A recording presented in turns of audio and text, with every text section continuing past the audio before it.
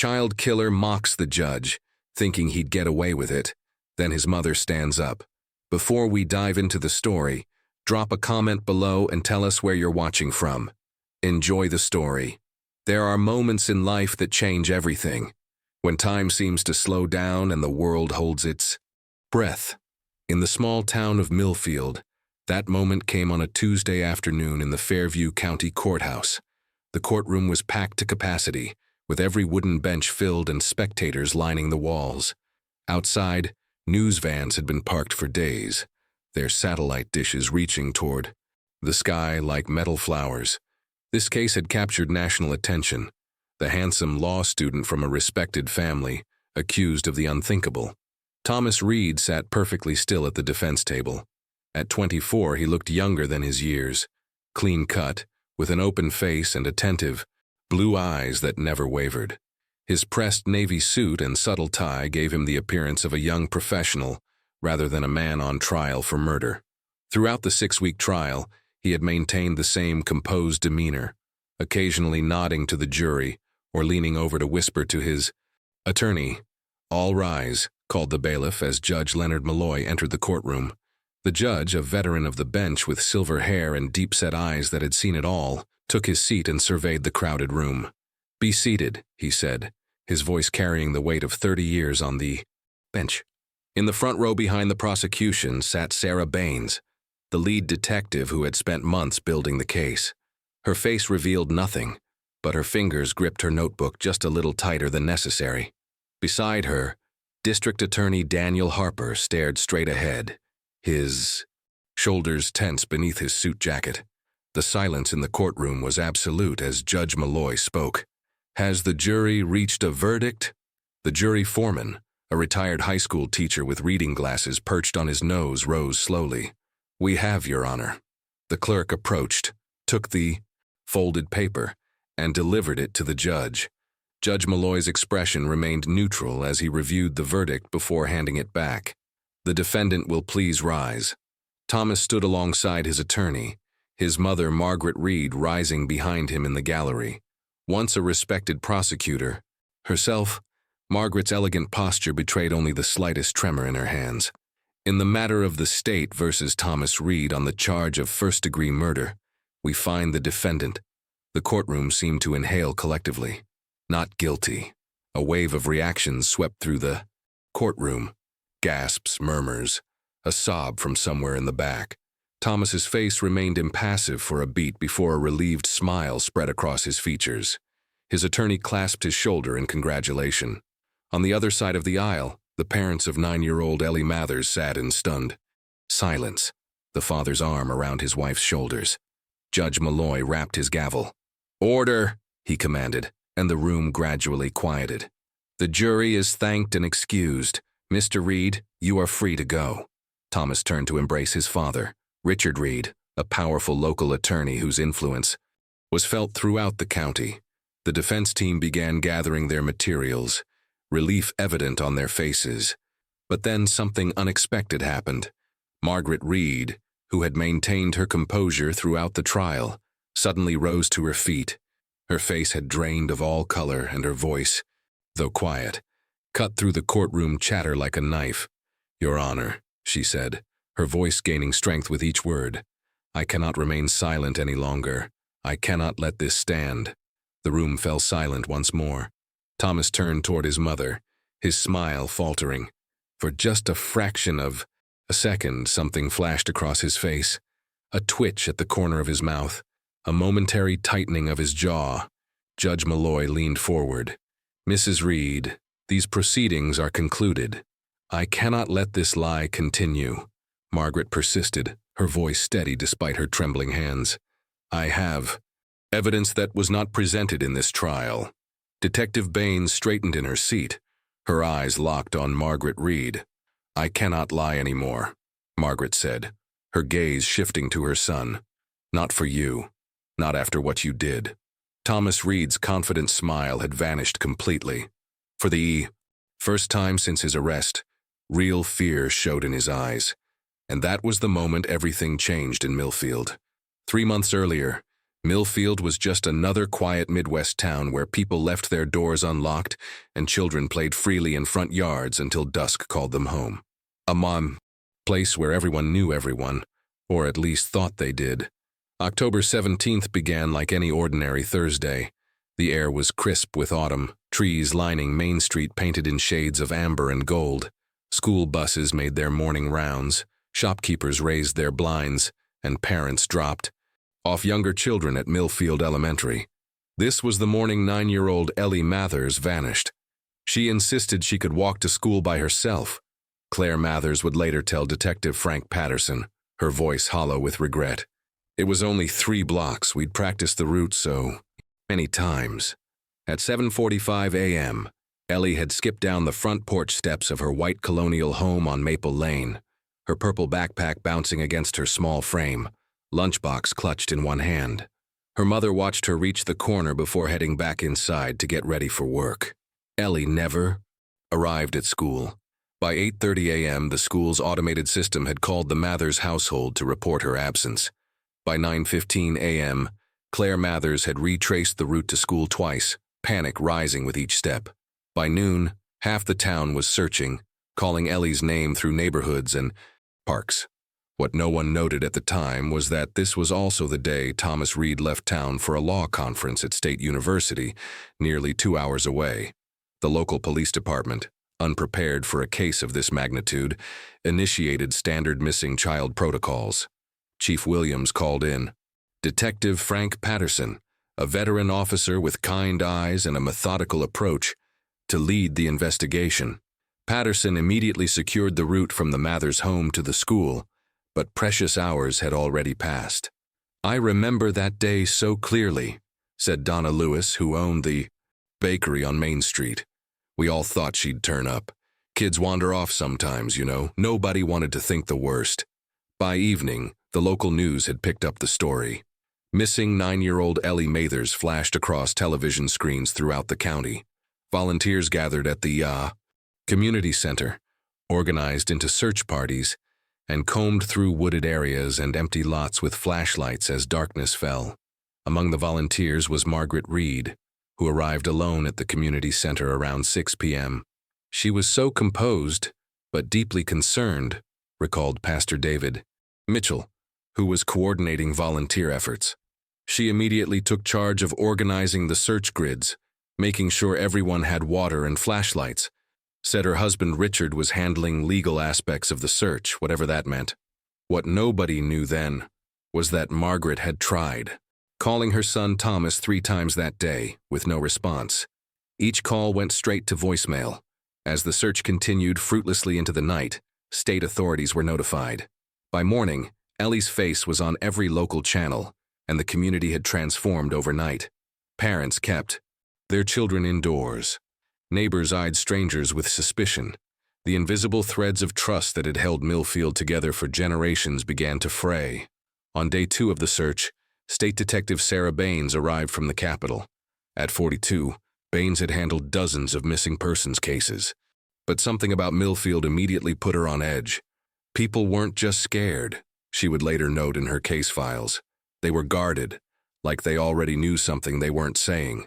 When Baines asked about prominent families in the area who might have information or influence, several names came up. But when she mentioned the Reeds, she noticed something curious. People would hesitate, glance away, change the subject. That same afternoon, Thomas Reed returned to Millfield from his conference, expressing shock at the news about Ellie. He immediately joined the volunteer search efforts, his law school credentials and family name lending him an air of authority. What he didn't know was that Detective Baines was watching him from across the community center, taking note of how he scanned the room before approaching the volunteer coordinator. And what Thomas Reed couldn't possibly have known was that, in less than 24 hours, a dog walker would discover a child's purple backpack half buried in the mud along the creek bank in Westfield Park, a park located just 2 miles from the university where Thomas had been attending his conference. Thomas Reed was everything small-town parents hoped their children would grow into. Tall and well-spoken, with an easy smile that put people at ease, He moved through Millfield with the comfortable confidence of someone who had never known true hardship. Thomas was always the brightest student in my class. Remembered Mrs. Henley, his high school English teacher. The kind who could debate constitutional law at 16, but still help the freshmen with their homework. Everyone looked up to him. By 24, Thomas had compiled an impressive resume. Valedictorian at Millfield High, undergraduate, degree with honors from Northwestern, and now in his second year at State University Law School, where he maintained a perfect GPA. Between semesters, he clerked at his father's prestigious firm and volunteered with the town's youth mentorship program. On paper, he was flawless. Detective Sarah Baines learned all this within her first 48 hours in Millfield, along with the fact that Thomas had a solid alibi for the day Ellie disappeared. Conference attendance records showed he had signed in for the morning session at State University at 8:30 a.m., placing him 2 hours away when Ellie vanished. Fellow attendees confirmed seeing him there, but Sarah Baines hadn't become the youngest detective in her department by taking things at face value. "I'd like to see the actual sign-in sheet," she requested from the conference organizers, noting that several attendees described Thomas as unusually engaged during the morning sessions, asking questions and participating in discussions, almost as if he were deliberately drawing attention to himself. When Ellie's purple backpack was found in Westfield Park, the case took its first major turn. The park was just a short drive from the university where Thomas had been attending his conference. This proximity immediately raised questions, but Richard Reed was quick to dismiss any implications. "Hundreds of people from Millfield visit State University regularly," he pointed out during a community meeting. "This connection is tenuous at best and irresponsible to highlight." His words carried weight. The Reed name adorned the town's library and the hospital's East Wing. Richard had represented many of Millfield's business owners at some point, and the family's annual charity gala was the social event of the year. Thomas, meanwhile, joined search parties with tireless dedication. Local news cameras often captured him comforting volunteers or conferring seriously with police officers. He spoke eloquently when interviewed, his law school training evident in his measured, empathetic responses. "We're all devastated by Ellie's disappearance," he told Channel 8 News, his blue eyes sincere beneath the camera lights. "This isn't the Millfield I grew up in. We'll find her and bring her home." 3 days after the backpack discovery, the search reached its devastating conclusion. A state police officer, with a cadaver dog, found Ellie's body in a shallow ravine on the far side of Westfield Park, partially covered with leaves and branches. Though the news reported only that she had been found, the coroner's preliminary report indicated she had died within hours of her disappearance. The small town was shattered. Yellow police tape cordoned off large sections of the park. Parents walked their children to school in silent groups. Memorial candles appeared on porches throughout Millfield, and the elementary school flag remained at half-mast. Through it all, Thomas Reed continued to present the image of a community leader in mourning. He delivered a heartfelt speech at Ellie's candlelight vigil, standing shoulder to shoulder with the mayor and police chief. But it was during this vigil that District Attorney Daniel Harper first noticed something odd. When Thomas mentioned Ellie's name, he spoke of her in a peculiarly personal way, describing her smile and her love of drawing horses, details that seemed strangely specific for someone who claimed they had never met. Harper mentioned this to Detective Baines, who was already compiling a file of small inconsistencies in Thomas's statements. "Check if he was involved in any of the school programs," she suggested. "Find out if there's any connection we're missing." The next morning, as Baines reviewed school volunteer records, she made her first significant discovery. Thomas Reed had indeed been a reading mentor at Millfield Elementary the previous spring, and according to the coordinator's records, one of the children in his reading group had been Ellie Mathers. When confronted with this information during a routine follow-up interview, Thomas's perfect composure slipped for just a moment. "Oh, that program," he said, his fingers tightening slightly around his coffee cup. "There were so many children. I can't be expected to remember every name." But Sarah Baines had been watching his eyes, and she knew, with the certainty that had broken open dozens of her previous cases, that Thomas Reed had just lied. Contradictions in criminal investigations are like hairline cracks in glass, easy to miss at first glance, but once spotted, impossible to unsee. For Detective Sarah Baines, Thomas Reed's lie about knowing Ellie Mathers was the first visible crack in his carefully constructed facade. When someone lies about something that simple, that verifiable, they're hiding something much bigger, Baines explained to D.A. Harper, as they reviewed case notes in the temporary office space the Millfield Police Department had provided. Harper nodded, running a hand through his already disheveled hair. 35, he was the youngest district attorney in county history. Ambitious but still finding his footing in high-profile cases.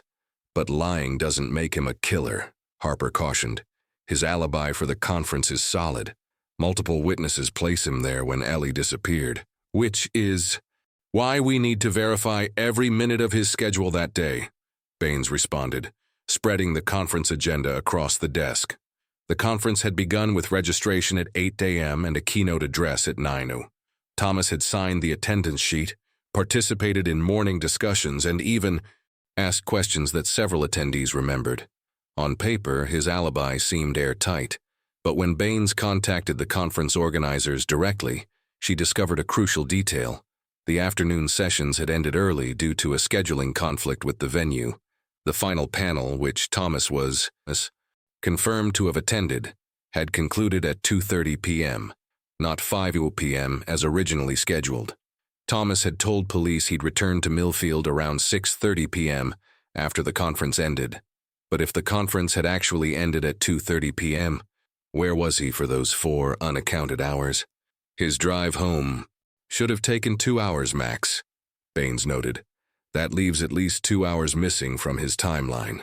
While Baines was tracing Thomas's movements, Officer Jensen, a young patrolman assisting with evidence collection, made a discovery at Westfield Park.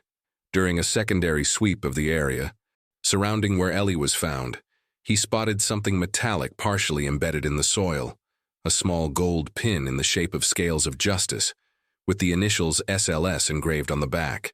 State Law Society, the honor society that Thomas Reed had been inducted into just months earlier. It could be a coincidence, Chief Williams suggested when Baines presented the pin. That park is right by the university. Any law student could have dropped it. Coincidences stack up quickly in this case, Baines replied, too quickly for comfort.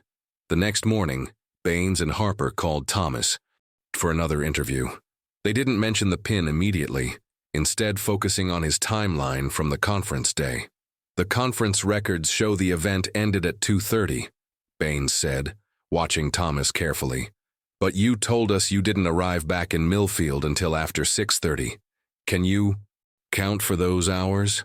Thomas smiled easily, though his knuckles whitened as he clasped his hands together on the table. Of course. After the conference, I met some classmates at the campus coffee shop to discuss the presentations. Then I grabbed dinner before heading back. Any witnesses who can confirm that? Harper asked. Several, I'm sure. I'd have to check who exactly was there. Baines slid a photograph across the table, the small gold pin cleaned and photographed against a ruler for scale. Do you recognize this? Thomas glanced at it casually. It looks like an SLS pin. Most members have one. This was found in Westfield Park near where Ellie Mathers was discovered. Thomas's expression didn't change, but Baines noticed how he closed his fist under the table when she mentioned Ellie's name. For just a second, his practiced smile vanished completely. That's unfortunate, he said, voice level. But as you know, many law students visit that park. It's a popular spot. Before Baines could press further, the door opened and Margaret Reed entered, her elegant appearance at odds with the stark interview room. Thomas, I came as soon as I heard you shouldn't be answering any more questions without representation. Mrs. Reed, Baines began, this is just a routine follow-up, which my son has cooperated with fully, Margaret replied coolly. But given the direction of your questions, I think we're done for today. She placed a protective hand on Thomas's shoulder. As they left, Harper looked deflated. That's it? We barely scratched the surface. Actually, Baines said thoughtfully, we learned quite a lot. Did you see his reaction when I mentioned Ellie's name? And more importantly, she added, Why did Margaret Reed show up exactly when we were getting to the uncomfortable questions? You think someone tipped her off? I think, Baines said, gathering the case files, that the Reed family has eyes and ears throughout this town, and I think Thomas Reed just became our primary person of interest. What neither detective knew was that back at the Reed family home, Thomas was having a rare moment of visible anger. You didn't need to intervene, he snapped at his mother as they entered the house. I had everything under control. Margaret studied her son's face with an expression that, for the first time, held a flicker of doubt. Did you? She asked quietly. Because I'm starting to wonder exactly what everything includes. Investigations have a rhythm, a natural flow that leads from evidence to conclusion. But in Millfield, Sarah Baines found herself swimming against a powerful current. The morning after Thomas E. Reed's interview, Chief Williams called Baines into his office. The usually straightforward police chief seemed uncomfortable, shifting papers on his desk without meeting her eyes. I think we need to expand our suspect pool, he said finally. The Reed connection is circumstantial at best. Iniel leaned forward. Chief, we have Thomas lying about knowing Ellie, unaccounted hours during the time of the murder, and his honor society pin at the crime scene. And we have a grieving town looking for answers, Williams countered. The Reeds are pillars of this community. We need absolute certainty before proceeding. As Baines left the office, her phone buzzed with a text from the evidence clerk. File you requested is missing. System shows it was checked out yesterday by Captain Morris. Captain Morris, who happened to be Richard Reed's former college roommate. Back at her temporary desk, Baines discovered that a witness statement from a university janitor who reported seeing Thomas's car still in the parking lot at 3:45 p.m., contradicting his timeline, had been incorrectly filed under miscellaneous tips rather than witness statements. By the time she found it, the janitor, had left for a 2-week vacation. My father thinks the entire town is jealous of our family, Thomas had told her casually during their last interview. At the time, it had seemed like an offhand comment. Now, it felt like a warning. That afternoon, the Millfield Herald ran a front-page story questioning the police department's focus on certain individuals rather than pursuing all possible leads. The article didn't name Thomas, but quoted sources close to the investigation, criticizing the direction of the case. When D.A. Harper called the newspaper to complain, he was informed that Richard Reed sat on the board of the media group that owned the Herald. It's like fighting smoke, Harper told Baines over coffee. Every time we get close, something shifts.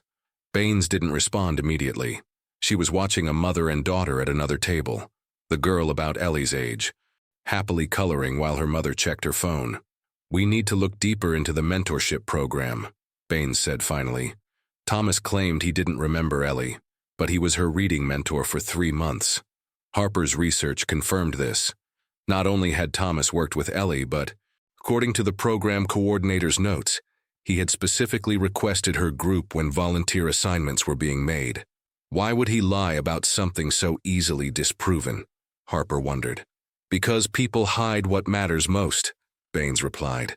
And for some reason, his connection to Ellie matters enough to lie about. That evening, as Baines was leaving the police station, she found Richard Reed waiting beside her car, his expensive suit out of place in the municipal parking lot. Detective, he said pleasantly, I think it's time we had a conversation about where this investigation is heading. What had begun as a local tragedy in Millfield was rapidly transforming into a national talking point. Cable news vans lined Main Street, and social media buzzed with hashtags like Justice for Ellie and increasingly, Oz leave Reed alone.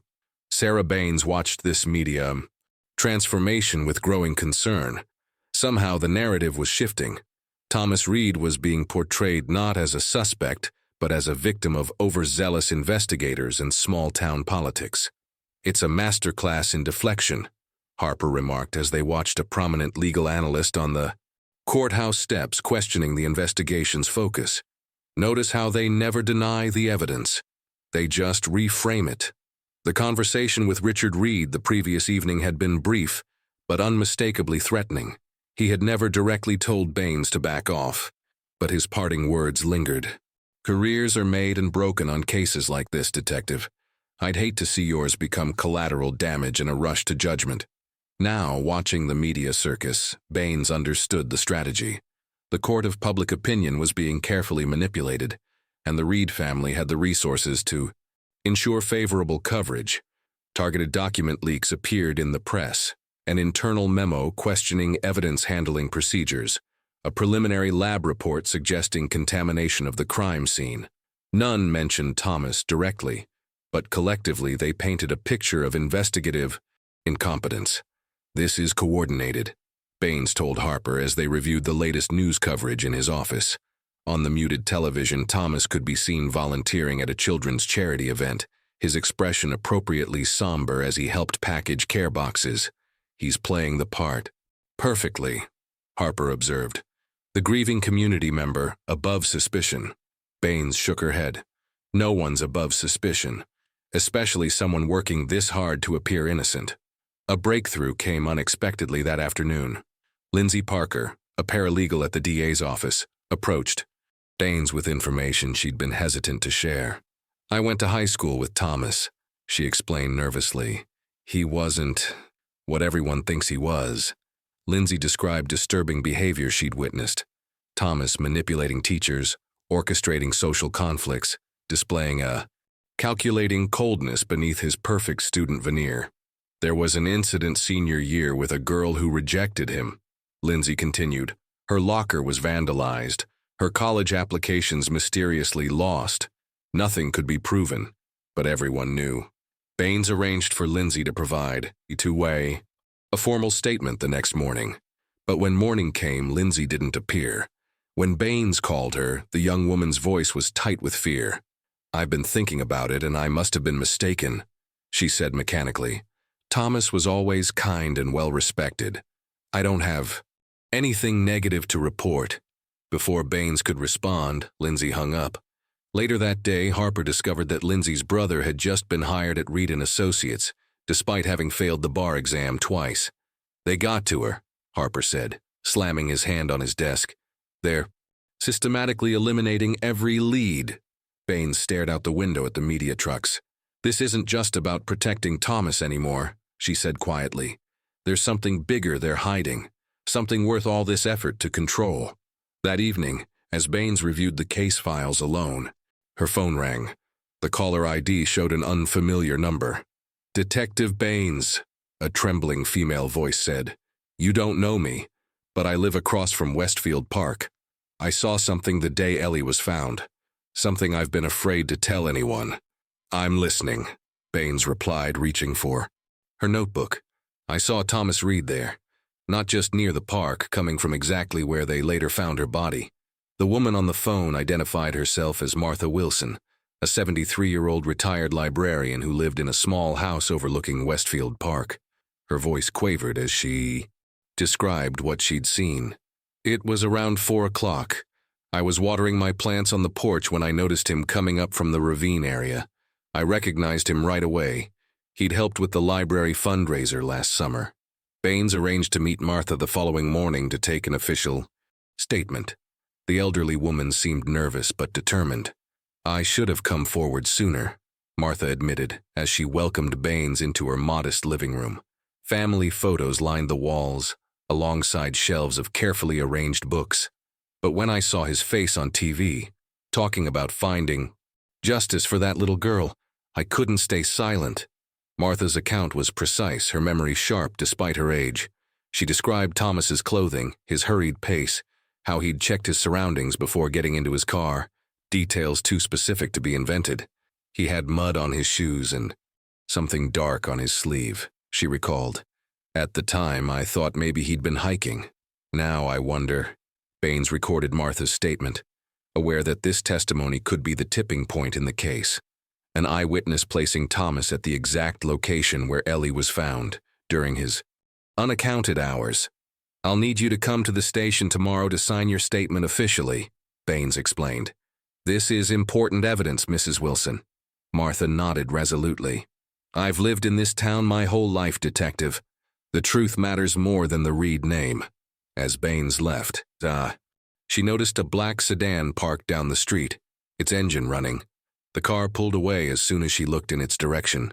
That night, Martha Wilson fell down her basement stairs. The neighbor who found her the next morning reported that the staircase railing, which Martha had used reliably for years, appeared to be intact, but had somehow come loose from the wall.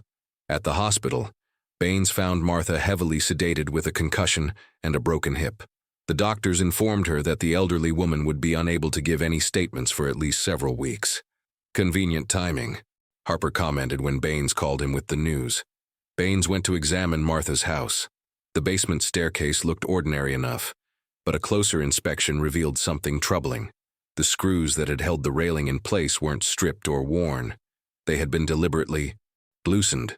While documenting this, Baines noticed a framed certificate on Martha's wall. In appreciation of your 30 years of service, Millfield Memorial Hospital. Next to it hung a photo of the hospital board of directors from 5 years earlier. Richard Reed stood prominently in the center. A quick check confirmed Baines's suspicion. Reed had been the hospital's legal counsel for over a decade, the same hospital where Martha now lay unable to testify. When Baines tried to visit Martha again the following day, she was informed that the patient had been moved to a private room with restricted access for her comfort and recovery. The order had come from the hospital administrator himself. "They're isolating our witness," Baines told Harper, "and there's not a damn thing we can legally do about it." Meanwhile, across town, preliminary hearings for the case against Thomas Reed had begun. Despite the mounting evidence, Thomas appeared untroubled, conferring calmly with his attorney. Margaret sat directly behind him, her expression unreadable. Only once, when the prosecutor mentioned Ellie Mather's name, did Baines notice Margaret's gaze shift, not to the prosecutor or the judge, but to her son's face. And in that brief glance was something Baines hadn't seen before: doubt. The county courthouse stood like a stone sentinel at the center of Millfield, its marble columns a reminder of law's permanence in a town where truth seemed increasingly fluid. Inside courtroom 3, the preliminary hearing to determine if Thomas Reed would stand trial had entered its second day. Today, Margaret Reed would take the stand. "The defense calls Margaret Reed," announced James Donovan, Thomas's attorney, a polished Harvard graduate handpicked by Richard Reed. Margaret moved, with practiced dignity, to the witness stand. At 56, she remained striking, her silver-streaked dark hair pulled back, her navy suit immaculate. As a former prosecutor herself, she knew exactly how to present on the stand: poised, articulate, and above all, believable. "Mrs. Reed," Donovan began after the oath, "can you account for your son's whereabouts on the evening Thomas returned from the law conference?" "Yes," Margaret replied, her voice steady. "Thomas called me around 6:15 to say he was nearly home. He arrived at approximately 6:40 and we had dinner together at 7:30. "And did Thomas leave the house again that evening?" "No. We watched a documentary about Supreme Court history together until about 10 cars, when he went upstairs to review his conference notes." Harper, cross-examining, approached carefully. "Mrs. Reed, you previously stated to investigators that Thomas called you at 5:45, not 6:15. Which time is accurate?" A flicker of uncertainty crossed Margaret's face. "I must have misspoken earlier. It was definitely 6:15. And the documentary you mentioned, do you recall the title?" Margaret hesitated. "Something about Justice Warren, I believe. Thomas selected it." "Mrs. Reed," Harper continued, "when did Thomas first mention to you that he had been Ellie Mather's reading mentor?" Margaret's composure wavered momentarily. "I don't recall him specifically mentioning that."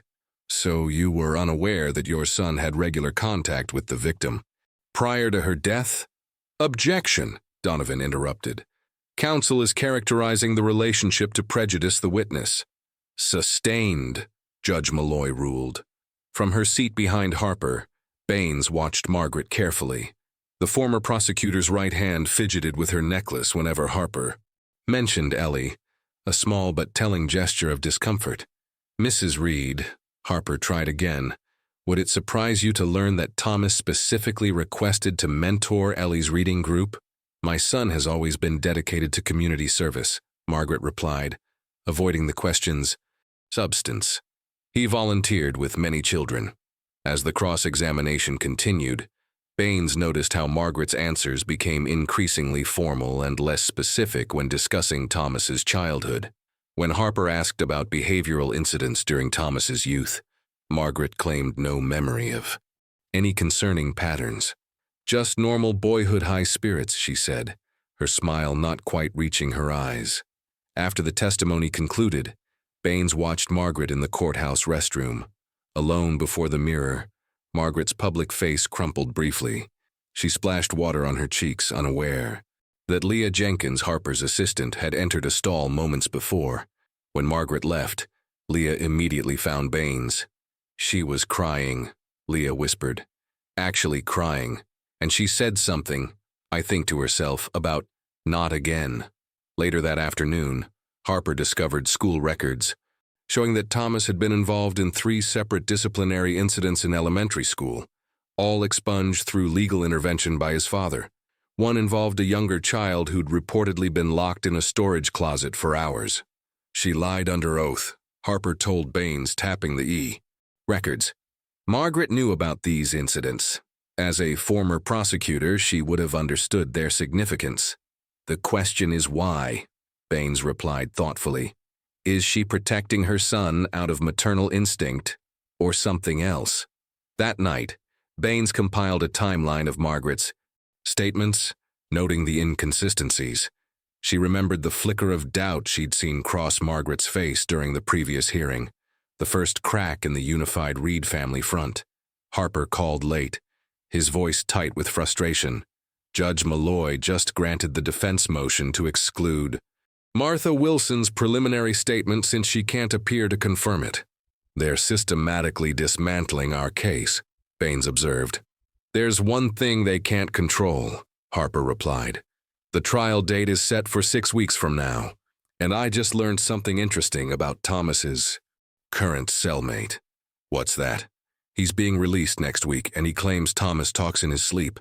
The county detention center stood apart from Millfield's quaint architecture, a utilitarian block of concrete and steel where Thomas Reed awaited trial. Despite his family's influence, bail had been denied, a rare victory for the prosecution. Jason Mercer occupied the cell adjacent to Thomas's. At 34, with weathered features and tattoos marking his forearms, Jason was finishing a 6-month sentence for check fraud, a far cry from the violent offenders usually housed in this section. This placement was no accident. The prosecution had arranged it hoping Thomas might let something slip. Baines and Harper met Jason in an interview room painted institutional beige, its fluorescent lights humming overhead.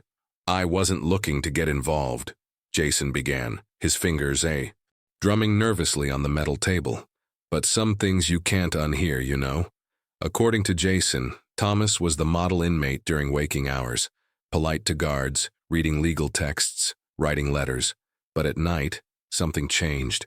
3 nights ago, around 2 a.m., he started mumbling in his sleep, Jason explained. At first, it was just noise. Then I heard him say, clear as day, she shouldn't have told about our secret. Jason leaned forward, lowering his voice.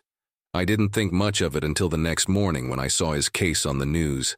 Then the night after that, he said, something else, something like, no one believes little girls anyway. Did anyone else hear this? Harper asked. Jason shook his head. Just me. The guard does rounds every hour, but he doesn't stop to listen. Why come forward? Baines questioned, studying his face for deception. You're being released next week. You could walk away from all this. Jason's eyes dropped to the table. I've got a niece Ellie's age. If something happened to her. He didn't finish the sentence. After confirming Jason would testify, Baines pursued a new lead. She contacted Ellie's elementary school teacher, Ms. Patterson, who had been reluctant to speak previously, fearing community backlash. Ellie did mention something concerning, about a week before she disappeared, Ms. Patterson admitted in her empty classroom. She said her big friend from reading made her uncomfortable sometimes. Did she explain why? Baines asked gently. She said he told her secrets and that if she ever told anyone something bad would happen. Ms. Patterson's voice caught.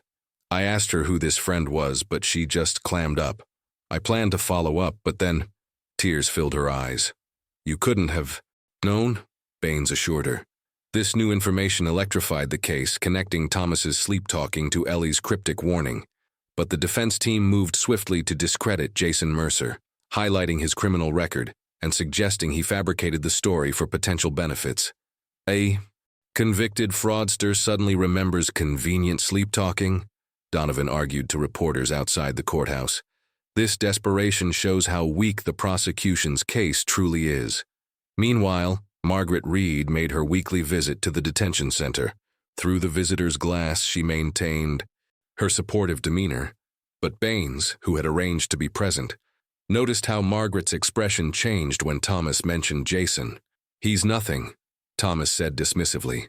A career criminal trying to reduce his sentence. Is there any truth to what he's saying? Margaret asked, her voice barely audible on the security recording. Thomas's smile remained fixed, but his eyes hardened. Mother, you know me better than that. Something in his tone made Margaret flinch almost imperceptibly. It wasn't what he said, but how he said it. A subtle threat underlying the reassurance.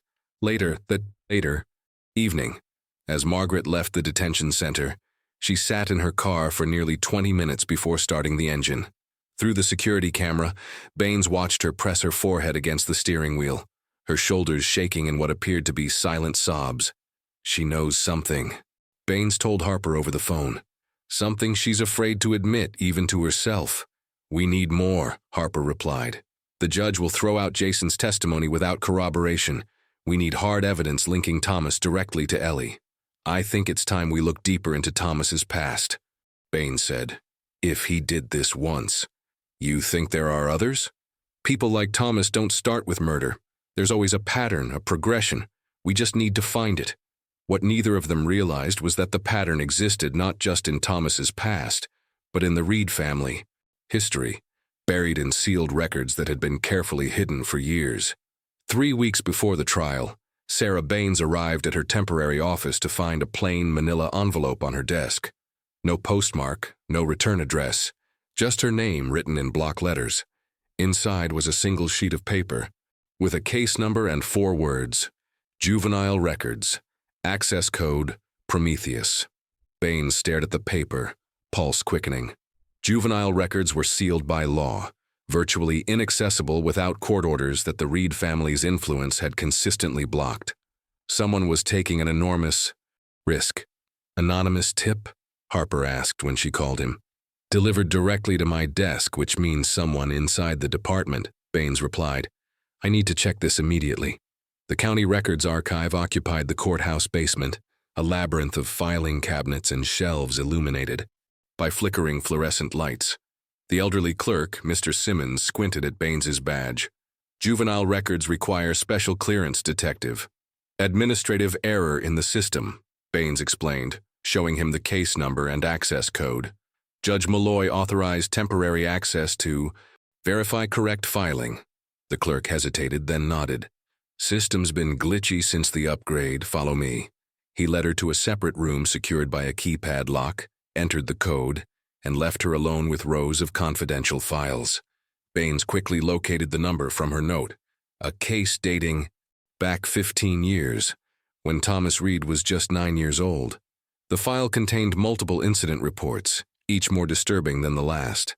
At age 7, Thomas had trapped a neighbor's cat in a tool shed for 3 days. At 8, he was implicated when a kindergartner was locked in a school bathroom overnight. At 9 came the most serious incident. A young girl pushed from a playground structure, resulting in a broken arm. The victim claimed Thomas had threatened her previously for telling his secrets.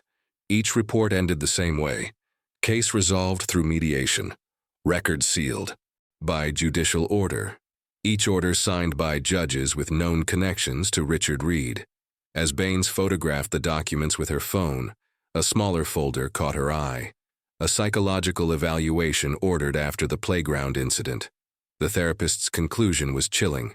Subject displays concerning lack of empathy, manipulative tendencies, and advanced ability to present socially acceptable behaviors to authority figures while engaging in predatory behavior toward vulnerable peers. The recommendation had been clear: intensive therapeutic intervention required, but a handwritten note indicated the family had discontinued treatment after 3 sessions, claiming to seek alternative approaches. Baines's hands trembled slightly as she returned the files to their places. The pattern was undeniable: escalating behavior, consistent targeting of those weaker than himself, and a family system that enabled and concealed rather than addressed the growing darkness. Outside the courthouse, Baines called Harper. "We need to meet." Not at the office. An hour later, in a coffee shop 2 towns over, Baines shared her discoveries. Harper's expression grew increasingly grim as he scrolled through the photos. "This is exactly what we needed," he said. "A clear pattern of behavior covered up by the family. But we can't use it," Baines reminded him. "These records were accessed improperly. Any evidence derived from them would be thrown out." "We can't present it in court," Harper corrected, "but we can use it to guide our investigation. Now we know what to look for and where to look."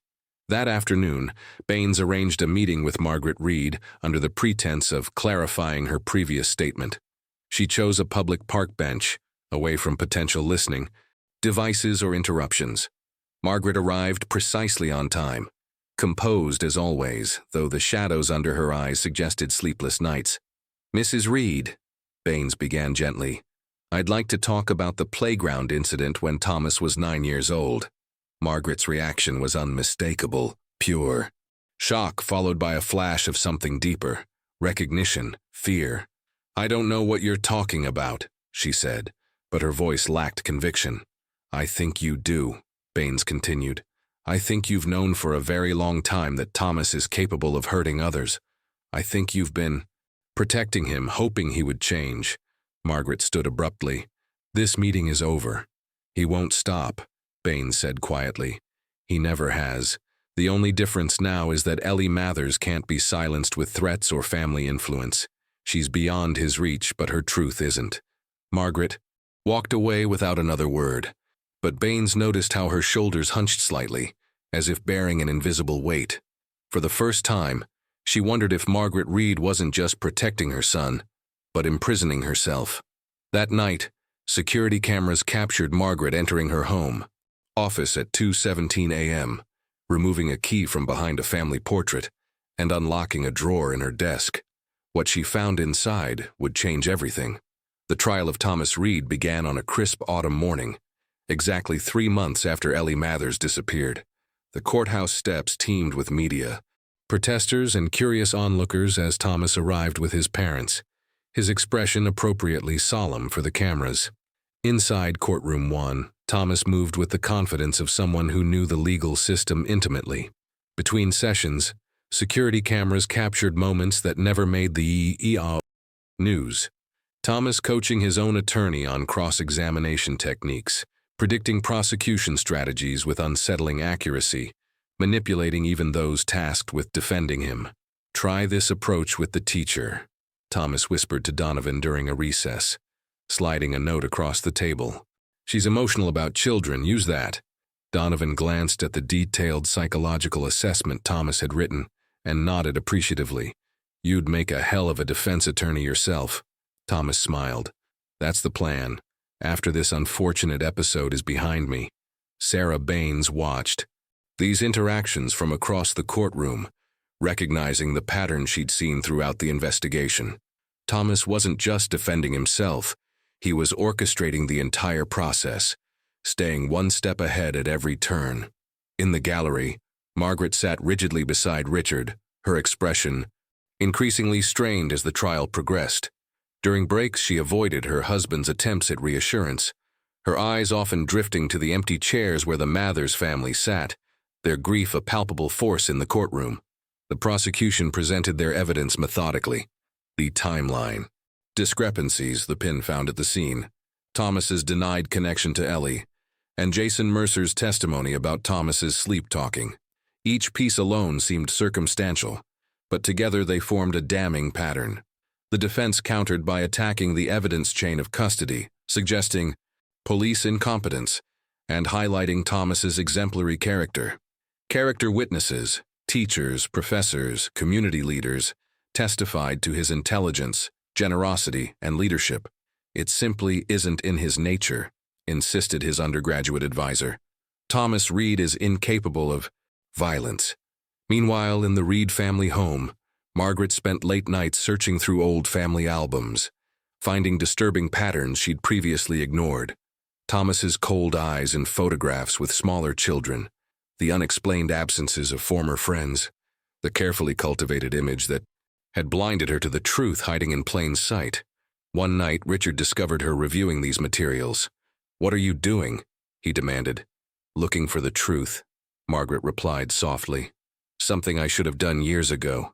Richard's face hardened.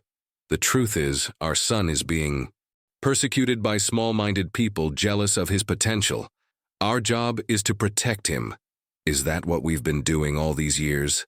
Margaret asked. "Protecting him or enabling him?" Richard left without answering, but Margaret continued her solitary investigation, piecing together a disturbing reality she had spent decades denying. As the trial entered its second week, Thomas remained outwardly unfazed, his confident demeanor never slipping in public. But in private moments, caught only on courthouse security footage, his mask occasionally fell, revealing glimpses of the calculated manipulator beneath the polished surface. "I've been studying juries my whole life," he told Donovan after a particularly challenging day of testimony. "Trust me, they want to believe in me. People always do." What Thomas didn't realize was that one person had finally stopped believing, the one who had believed in him longest of all. After 3 grueling weeks of testimony, closing arguments concluded on a Friday afternoon. Judge Malloy's instructions to the jury were meticulous, his weathered face betraying no hint of his personal opinions on the case that had consumed his courtroom. "You must consider only the evidence presented," he reminded them. "Not media reports, not public opinion, not personal feelings about the accused or the victim. Just the facts as established through testimony and physical evidence." The jury, 7 women and 5 men from across the county, filed out to begin their deliberations. The courthouse fell into an uneasy quiet as Millfield held its collective breath. In the deliberation room, initial opinions were sharply divided.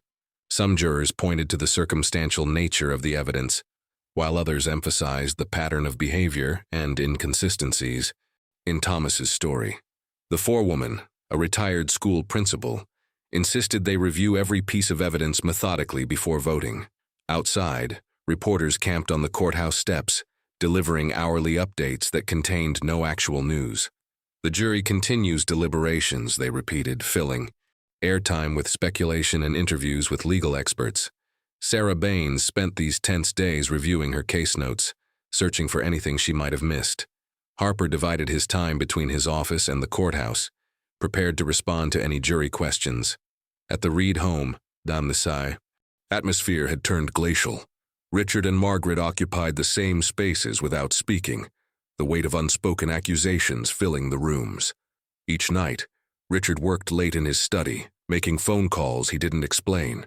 Margaret watched him with growing certainty that her husband had known their son's true nature for years. On the 3rd evening of deliberations, their silent standoff finally broke. "What did you find in your desk that night?" Richard asked suddenly over dinner. "The security system logged you in the office at 2 a.m. Margaret set down her fork deliberately. "Thomas's old journals, the ones you told me you'd destroyed when we moved." Richard's expression tightened. "Those were the ramblings of an imaginative teenager. Nothing more." "They were confessions," Margaret replied, her voice steady despite her trembling hands. "Details of things he did, things we covered up, things we excused as boyish mischief, things that led directly to where we are now." "You've always been too soft with him," Richard snapped. "He needed protection, not coddling." Protection from what? Consequences? Responsibility? The very things we were supposed to teach him? In the stillness that followed, Margaret finally asked the question that had haunted her for weeks. "Did you know about Ellie before it happened?" Richard didn't answer, but his silence told her everything. The next morning, the jury sent word they had reached a verdict. The courtroom filled quickly, tension hanging in the air like an electrical charge. Thomas took his seat beside Donovan, immaculately dressed and composed as ever. Margaret entered alone, taking a seat in the second row rather than beside Richard in the first, a small but noticeable break in the united front they had presented throughout the trial. As they waited for the judge, Thomas turned briefly toward his mother. Their eyes met, and for the first time in her life, Margaret didn't see her son in those eyes. She saw a stranger, calculating, cold, assessing her usefulness to him, and in that moment, something inside. Margaret Reed finally broke free. In the matter of State versus Thomas Reed, on the count of first-degree murder, we find the defendant not guilty. The words fell into the courtroom like stones into still water, creating ripples of shock, relief, outrage, and vindication. The Mathers family clutched each other, the mother's silent scream more devastating than any sound. Harper's shoulders slumped in defeat, while Baines's face remained impassive, only her whitened knuckles revealing her emotions. Thomas maintained his composure as the verdict was read, his expression one of appropriate relief rather than triumph. But as Judge Malloy formally dismissed the charges and the cameras turned momentarily away, something changed. For just a fraction of a second, as he glanced toward Ellie's parents, the mask slipped, revealing a smirk of such cold satisfaction that Sarah Baines felt her blood freeze. That was it. That was all I needed, she whispered to herself, finally seeing the confirmation she had sought for months. Margaret saw it too, that flash of cruel victory. So quick anyone not watching carefully would have missed it. But she had been watching, had been truly seeing her. Son for perhaps the first time, and that momentary glimpse shattered the last of her illusions. As Thomas turned to accept congratulations from his legal team, Judge Malloy prepared to formally close the proceedings. Before this court adjourns, Malloy began. Your Honor, Margaret Reed's voice cut through the courtroom noise as she rose to her feet. I need to address the court. The room fell silent. Thomas turned toward his mother, his expression flickering between confusion and the first hints of alarm. Mrs. Reed, these proceedings are concluded, Judge Malloy stated firmly. They cannot be, Margaret replied, her voice gaining strength with each word. Not when justice has been denied based on incomplete evidence. Thomas's attorney grabbed his arm, murmuring urgently, but Thomas's eyes remained fixed on his mother, a warning in his gaze that had silenced her many times before. This time, she did not look away. I have evidence that was not presented in this trial, Margaret continued. Evidence I kept hidden out of misguided maternal love. Mother, Thomas said sharply, this isn't the place. He should never have been born, Margaret interrupted, her words landing like physical blows in the stunned courtroom. Chaos erupted. Donovan demanded the court be cleared, reporters pushed forward, and Judge Malloy banged his gavel repeatedly. Through it all, Margaret stood unwavering, her eyes never leaving her son's face. Remove everyone except essential personnel, Malloy ordered the bailiffs, who began clearing the gallery. Mrs. Reed approached the bench. As the courtroom emptied, leaving only the judge, attorneys, Thomas, and key officials, Margaret Reed stepped forward. From her handbag, she withdrew a small red notebook bound with a rubber band. This belongs to my son, she said, placing it on the bench. It contains confessions written in his own hand, not just about Ellie Mathers, but about others before her. Thomas lunged forward, only to be restrained by bailiffs. She's lying, he shouted, his cultivated composure completely shattered. That's not mine, but Margaret continued calmly. There are details in here only the killer could know.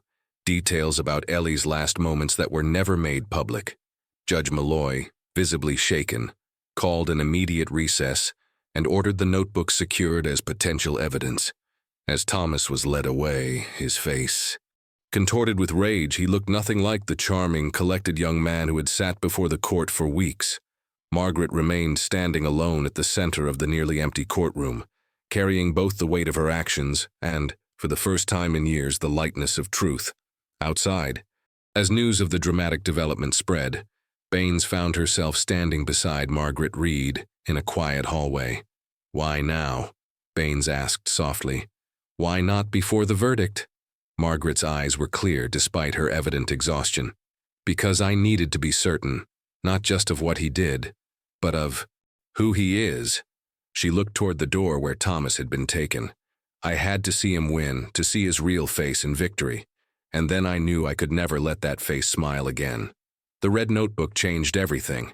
Its contents, meticulously documented thoughts, plans, and reflections dating back to Thomas's teenage years, provided the foundation for a new case against him.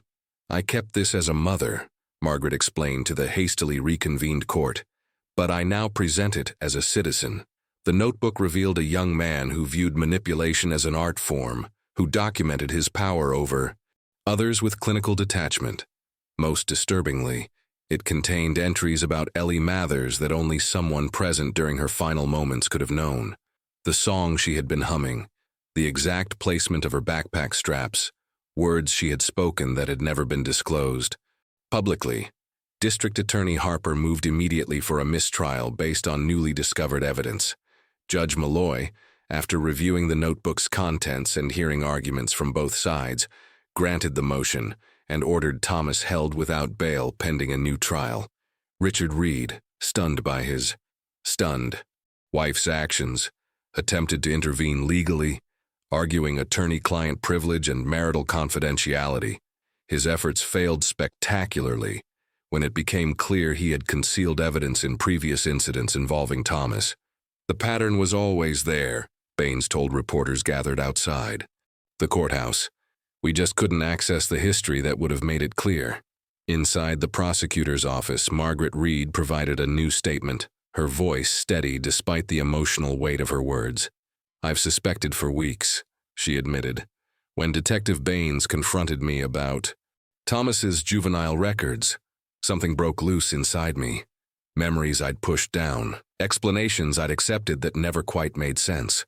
She described finding Thomas's journals while searching her home office, hidden in a locked drawer where Richard had assured her they'd been destroyed years. Earlier, there was an entry about Ellie, Margaret continued, her composure finally cracking. He wrote that she recognized him from the reading program and trusted him enough to follow him into the woods. He described her confusion when he... She couldn't continue. Baines placed a gentle hand on Margaret's shoulder. You're doing the right thing now, she said quietly. Too late, Margaret whispered. Much too late for Ellie. As investigators re-examined evidence with the notebook's new context, they uncovered connections to another unsolved case, the disappearance of a 12-year-old boy during Thomas's freshman year of college. The boy's body had never been found, but Thomas's notebook contained references to a first successful experiment during that exact time period, with details that matched the case. Richard Reed, confronted with the mounting evidence against his son, finally broke down during questioning, revealing years of covering up Thomas's concerning behavior, paying off victims' families, using legal maneuvers to seal records, and pressuring officials to look the other way. I thought I was protecting my family's legacy, he told investigators, looking suddenly old and defeated. Instead, I enabled a monster. For Sarah Baines, the case represented both professional vindication and profound sadness. The system had nearly failed, not because the evidence wasn't there, but because wealth and influence had buried it so effectively. This isn't just about Thomas Reed, she noted in her final case report. It's about a family system, a community, and a legal structure that allowed warning signs to be dismissed for years. Thomas, now held in isolation for his protection, maintained his innocence publicly, while his private behavior told a different story. Guards reported cold rage, calculated manipulation attempts, and occasional statements that revealed his true nature. He asked me once if I knew what it felt like to have complete control over another person, one guard reported. He said it was the only time he ever felt truly alive. As preparations for a new trial began, with charges now expanded to include the cold case, Margaret Reed faced her own painful journey. Ostracized by former friends, divorced from Richard, she lived alone with the consequences of decades of willful blindness. But she also carried something else, the knowledge that she had finally chosen truth over comfort, justice over family loyalty. It was a brutal kind of redemption, but redemption nonetheless. 1 year after Ellie Mathers disappeared, Thomas Reed stood trial again. This time, the outcome was never in doubt. The second courtroom was as packed as the first had been, but the atmosphere was entirely different. No one questioned the evidence now, not with the red notebook, Richard Reed's confession of long-term cover-ups, and forensic evidence that had been re-examined with new context. Thomas appeared changed as well. Without his mother's support or his father's influence, his carefully crafted persona had crumbled. The charming, articulate law student was gone, replaced by a cold, calculating defendant who often seemed bored by the proceedings, except when evidence from his own writings was presented. Then a disturbing light would enter his eyes as though he enjoyed hearing his own thoughts read aloud. "He's showing us who he really is now," Baines remarked to Harper during a recess. "He doesn't need the mask anymore." The jury deliberated for just 4 hours before returning with a guilty verdict on all counts, not only for Ellie's murder but also for the previously unsolved case from his college years. As the verdict was read, Thomas remained eerily calm, his eyes scanning the courtroom as if memorizing faces.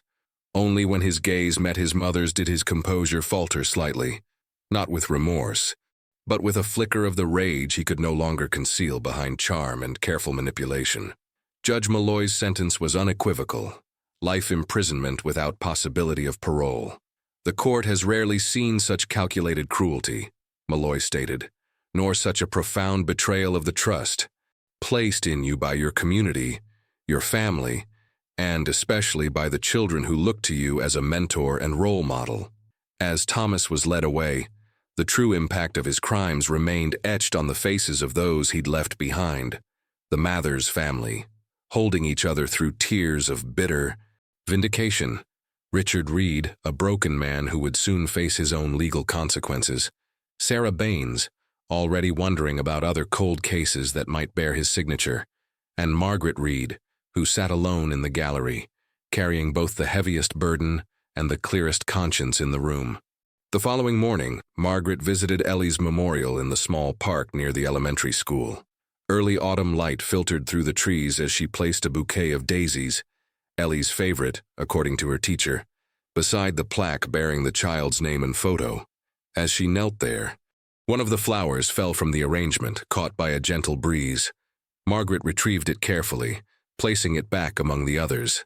"You deserved more than silence," she whispered, touching the plaque gently. "Forgive me." Rising slowly, she walked away from the memorial and toward an uncertain future, one built on painful truth rather than comfortable lies. In the months and years that followed, Millfield gradually healed, though it would never be the same trusting place it once had been. Sarah Baines returned to the state capital but visited often, maintaining a quiet friendship. With Margaret that puzzled many, but made perfect sense to the two women who had ultimately chosen truth over all else. Thomas Reed's case became required study in criminology programs nationwide, not just for the crimes themselves, but for the family dynamics and social systems that had allowed them to continue unchecked for so long.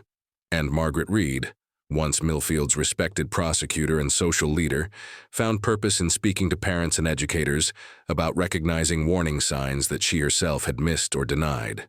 It was painful, thankless work, but necessary.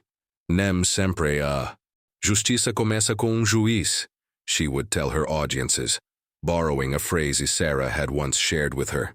"Às vezes, começa com alguém que para de mentir." Not all justice begins with a judge. Sometimes it begins with someone who stops lying.